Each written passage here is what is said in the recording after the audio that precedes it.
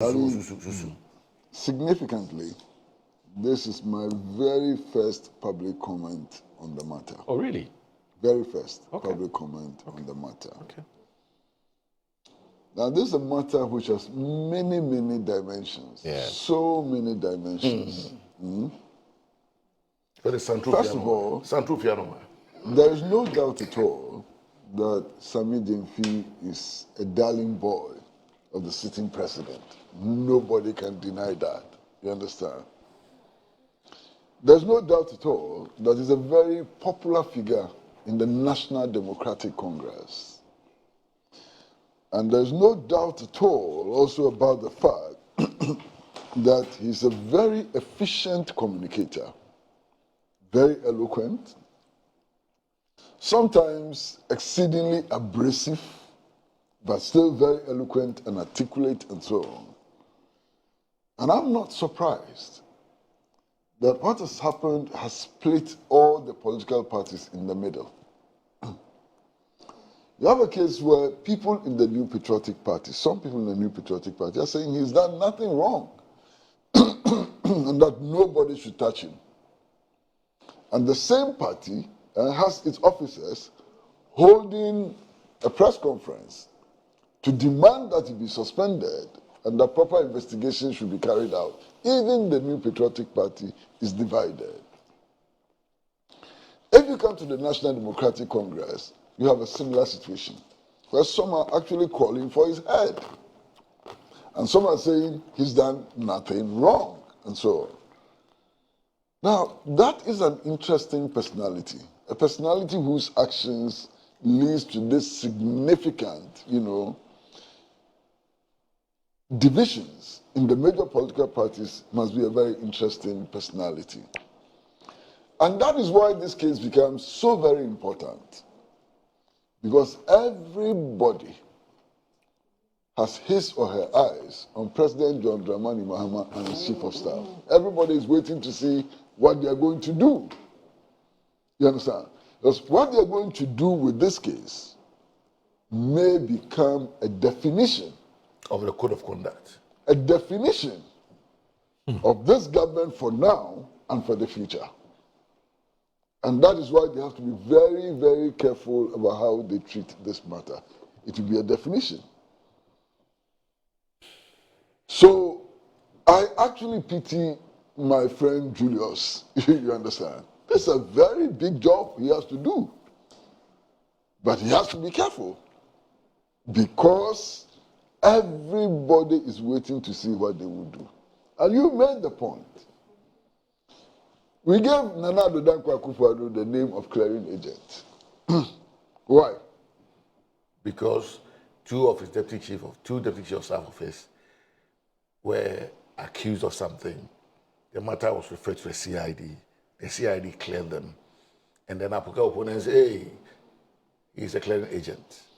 And you see, in dealing with these matters, perception is as important as politics, fact. optics. Perception is as important as fact. And those who are handling this matter ought to take that seriously. Yeah. The fact that perception is as important as fact. In any case, what are we talking about? The young man, Sammy Gyamfi himself, has issued a statement in which he apologizes for his indiscretion. Who am I to say anything anymore? You understand? But unfortunately, he's a politician, so his opponents will go after him. He himself has apologized for his indiscretion. Okay? One of the problems he has is the kind of pedestrian, sometimes stupid defense that some of his friends offer. It is killing him. And if I were him, and if he has any means to advise those friends to stop making that defense, it will be in his interest. For example, to say that he's a kind person and was responding to the needy and so on should not be repeated anywhere again. Why? Eh? But he's kind. He helps the needy. Agradaa is the needy woman. You never know. Oh, but you know that she's a needy woman. I don't know.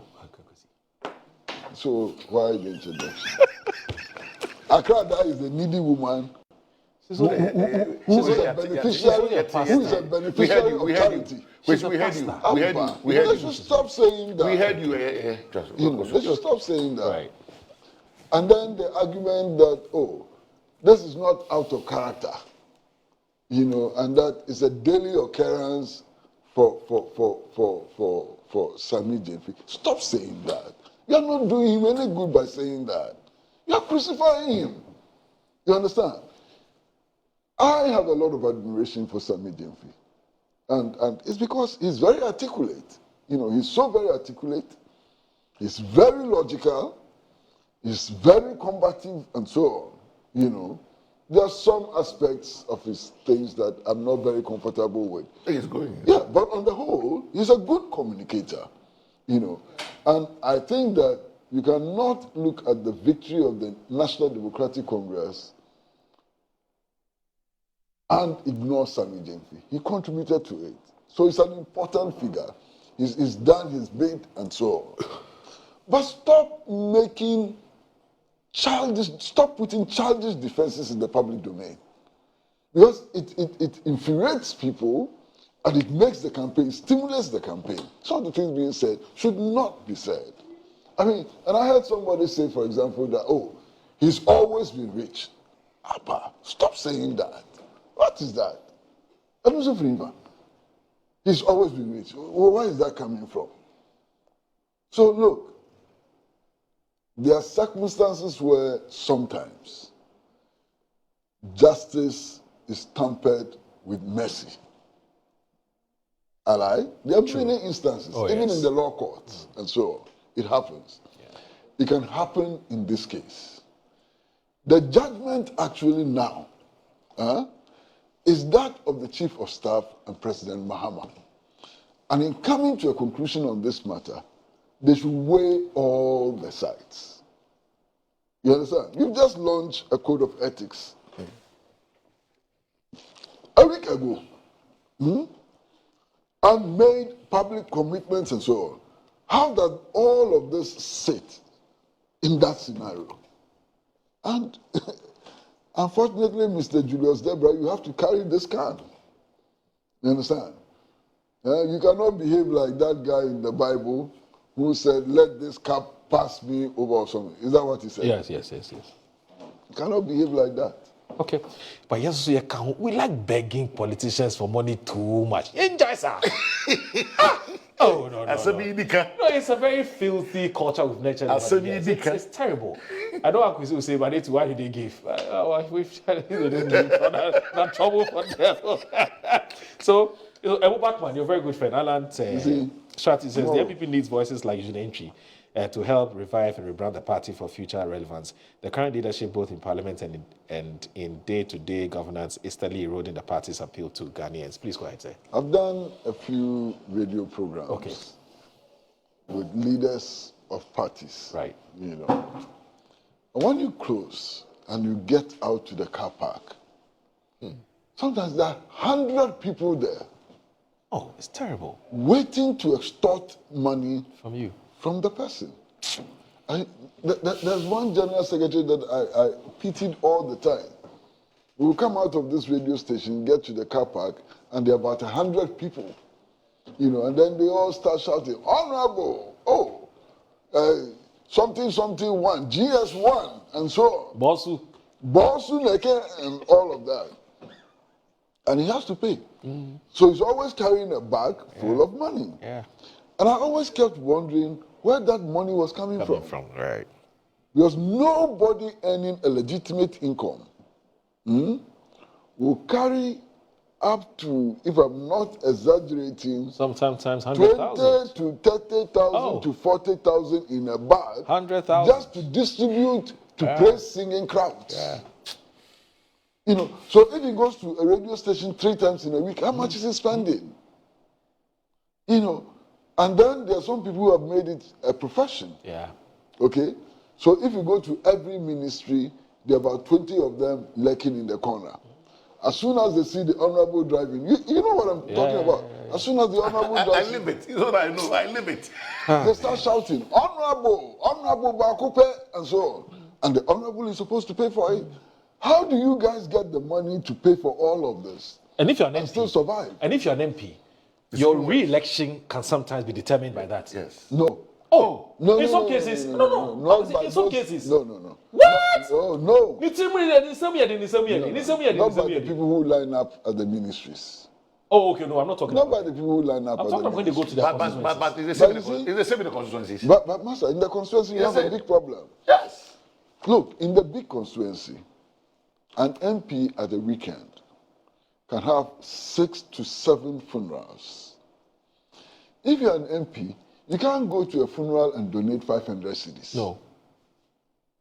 So imagine that every week the MP has to go to 5 funerals and is donating 2,000 cedis at every funeral. It's not sustainable.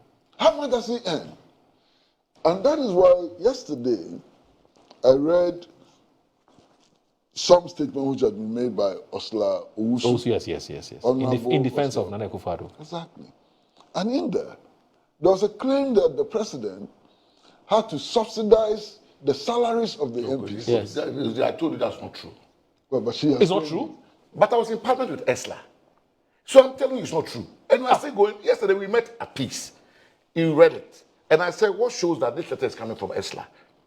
Oh, you mean that it is the so-called letter we're seeing? Yes. Was not authored by Esla. No, you can't say that. But has Esla come out to speak to it? She hasn't denied it. No, but fair enough. But what I told you was that subsidy Yes. that was being referred to as a top-up. Yes. That you referred to on Yes. peace. I just read. So you read it, but I said you were the one reading it. So I said you referred to. Yes.